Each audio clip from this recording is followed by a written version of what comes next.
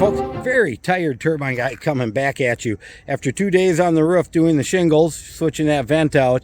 But before that, remember, we pulled the solar off and other stuff. Now, we had some complications yesterday. The nailer wasn't working. We'll see about that in a minute. Not only that, but we had inspector issues. The guy stopped by and said, oh, they haven't started working, and moved on. But I don't think he understood I did a revision to my permit and I'm shingling over. Well, he does after today. I talked to him this morning.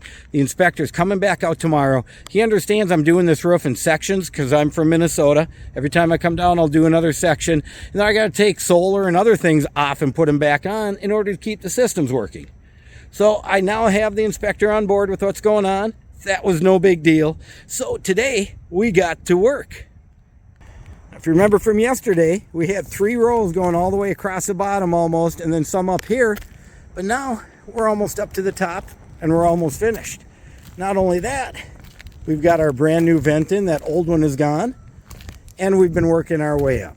But what's most important is what really helped us out today. And that was a brand new roofing nailer. That roofing nailer makes all the difference.